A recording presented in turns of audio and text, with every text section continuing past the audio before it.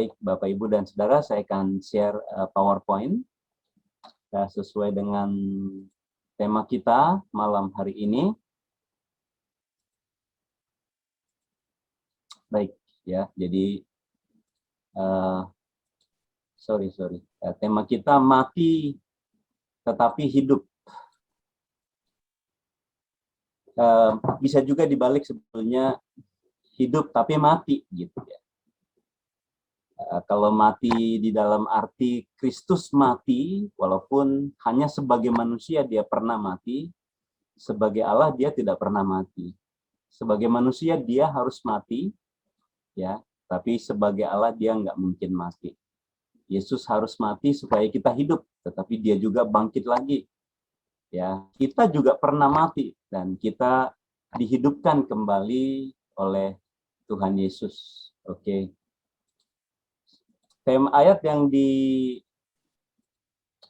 pada saya adalah melalui Matius 26 ayat 1 sampai 5. Saya bacakan setelah Yesus selesai dengan segala pengajarannya itu, berkatalah ia kepada murid-muridnya, kamu tahu bahwa 2 hari lagi akan dirayakan Paskah, maka anak manusia akan diserahkan untuk disalibkan. Pada waktu itu berkumpullah imam-imam kepala dan tua-tua bangsa Yahudi di istana atau di rumah imam besar yang bernama Kayafas, dan mereka merundingkan suatu rencana untuk menangkap Yesus dengan tipu muslihat dan untuk membunuh dia. Tetapi mereka berkata, jangan pada waktu perayaan, supaya jangan timbul keributan di antara rakyat. Ya, jadi di sini ada perkataan bahwa setelah Yesus selesai dengan pengajaran, ini tertulis di pasal 26. Ada tiga aspek yang di sana, jadi saya jelaskan dulu latar belakangnya saja. Yang diberi di dalam Matius 25 ada mengenai perempuan, ya, perempuan bodoh dan perempuan bijaksana, ya. Kemudian juga jadi itu menekankan bahwa kita harus senantiasa siap di dalam pelayanan kita, tidak boleh lengah, tidak boleh mengabaikan pelayanan kita, ya. Dan kita juga ada mengenai talenta, 5 talenta, 2 talenta, dan 1 talenta. Itu juga berkaitan dengan komitmen kita agar kita menggunakan talenta yang Tuhan sudah berikan kepada kita. Jadi tidak ada alasan untuk tidak melayani Tuhan, karena Tuhan sudah memberikan talenta itu kepada mereka. Dan berkaitan dengan sebentar lagi kita akan merayakan ibadah Jumat Agung, di mana Kristus akan menyerahkan dirinya. Jadi di dalam Paskah itu kan, atau Jumat Agung dan kemudian Paskah, Yesus yang menyerahkan dirinya secara aktif untuk mati di kayu salib. Jadi anak manusia akan diserahkan. Yang menyerahkan siapa? Yesus sendiri. Ya, pernah Petrus ingin menolak supaya Yesus jangan ke Yerusalem. Malah Yesus menghardik Petrus, mengatakan, enyahlah engkau iblis. Jadi iblis itu yang paling takut sebetulnya ketika Kristus akan menyerahkan dirinya untuk mati di kayu salib, sebab kematian Kristus adalah pembayaran secara mutlak dosa-dosa, hutang-hutang dosa kita, dan juga kuasa maut itu dipatahkan secara mutlak dan sudah terjadi. Artinya kuasa dosa itu sudah mutlak dipatahkan terhadap kita, tidak ada tuntutan dosa lagi terhadap kita.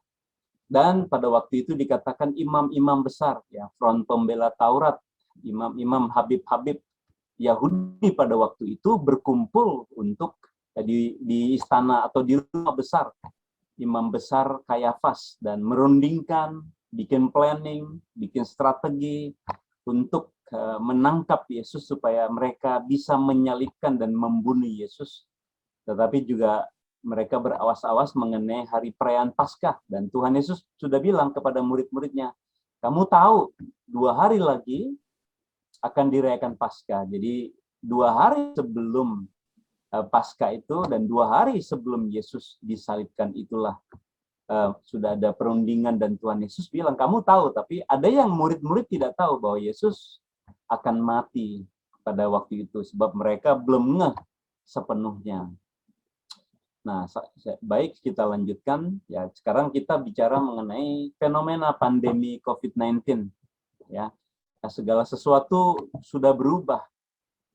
Gaya hidup kita sudah berubah. Ya, buka pintu pun sekarang nggak pakai jari ya, kayak siku aja ya dorong pintu kalau di mall gitu kan. Kalau di rumah sendiri masih pakai tangan, ya, pakai masker, cuci tangan, jaga jarak, ya, menghindari kerumunan, kerja dari rumah, anak-anak sekolah dari rumah, bisnis berubah, ada jemaat kami juga yang berubah pekerjaannya, ya, yang tadinya bisnis pariwisata, ya, sekarang bisnisnya lain, ya, bahkan ada hamba Tuhan yang tadinya memang dia tidak full time, dia hanya part time, lalu dia berjualan makanan kuliner karena ya pelayanan juga banyak yang dibatalkan, ya, karena dia part-time pelayanan. Jadi ekonomi orang banyak berubah, banyak perusahaan yang tutup. Ya, jadi banyak sekali perubahan-perubahan, perilaku manusia juga berubah. Ya, cara kita memperlakukan orang berubah total. Cara kita berbicara berubah total karena harus menjaga jarak, harus menjaga kesehatan, dan akan menuntut perubahan-perubahan yang lain lagi sebetulnya kalau kita mau mengalami sesuatu yang baik sesuai dengan harapan daripada renungan kita malam ini. Kita ini bertumbuh ke arah Kristus atau mati, tidak berbuah, stagnan, statis, dan sebagainya. Oke, nah jadi dampak pandemi itu dalam kehidupan orang Kristen langsung saya kaitkan dengan kerohanian. Banyak orang mengalami kesuaman rohani. Jadi tertekan, stres, walaupun makin banyak dia dapat renungan melalui WhatsApp, entah itu teks atau audio, bahkan video-video. Ya, banyak video rohani atau renungan, banyak juga video-video motivasi, tapi banyak orang juga mengalami kesuaman, ya, tidak mengalami pertumbuhan, ngalir aja gitu katanya. Pokoknya seperti jalan begitu saja tanpa mengalami sesuatu yang lebih bermakna atau lebih bertumbuh.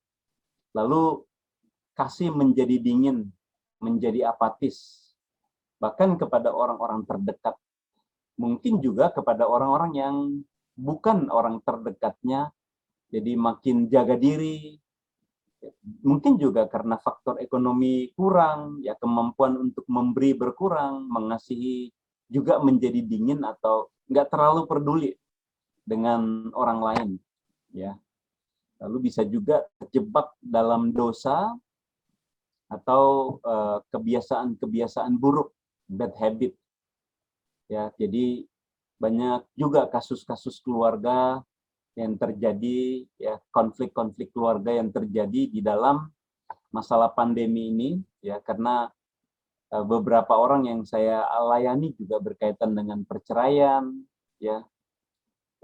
Jadi saat ini pun saya sedang melayani suami istri yang istrinya yang ada main dengan orang lain dan minta cerai. Kalau nggak mau pengadilan, tulis aja surat aja, yang penting ada surat. Lu mau bikin surat aja gue udah happy katanya. Ya, suaminya bilang saya nggak akan bikin sebab saya nggak mau cerai. Ya, saya tetap akan memelihara pernikahan kita dan sebagainya. Bahkan ada yang lain lagi juga seperti itu. Dan bisnis juga banyak yang mengalami kesulitan secara ekonomi, ya. Nah, saudara-saudara, jadi iman dan kerohanian itu bisa mati di dalam masa pandemi seperti sekarang ini. Nah, sekarang coba aja Bapak Ibu merasa lebih mudah membaca Alkitab atau lebih susah baca Alkitab. Padahal kita ada di rumah, bahkan 24 jam atau 7 kali 24 jam mungkin ada yang di rumah terus. Dibanding bukan pandemi, Bapak Ibu lebih banyak baca Alkitab selama pandemi atau sebelum pandemi. Bisa jadi ada yang malah ketika banyak di rumah baca Alkitab selesai 1 tahun aja nggak sanggup.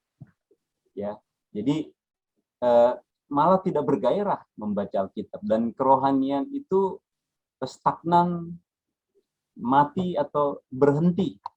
Nah, ini dampak-dampak daripada, jadi sebetulnya sih bukan dampak dari pandemi, ya, tapi orang Kristen itu sendiri yang tidak mau bertumbuh, atau dia merasa mencekam, stres, tertekan, dan tidak fokus lagi kepada Kristus, tidak begitu bergantung kepada Kristus, tidak seperti lagu yang tadi kita nyanyikan, ya, Jesus is the center of my life.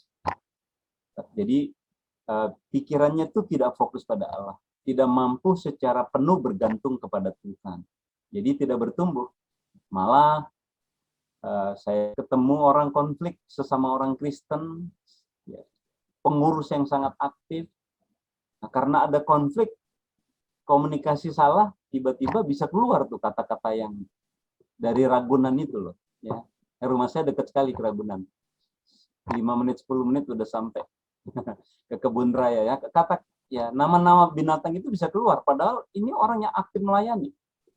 Ya, karena dia stres, ya, dia mengalami tekanan, baik secara ekonomi juga, secara fisik dia juga sedang sakit. Jadi ini sesama orang Kristen bisa ribut, adu mulut dan sebagainya. Jadi diperdamaikan oleh hamba Tuhan. Itu kayak, jadi sepertinya iman itu mati karena apa? Yang keluar bukan kasih. Ketika terjadi konflik, dia tidak mampu mengeluarkan kasih. Yaitu disebut kematian rohani, maksudnya ya vakum lah.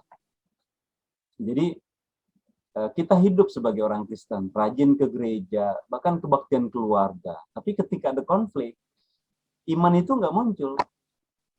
Jadi bisa marah-marah, bisa stres, tertekan, tidak mampu berdoa, memuji Tuhan juga jarang, baca Alkitab juga jarang.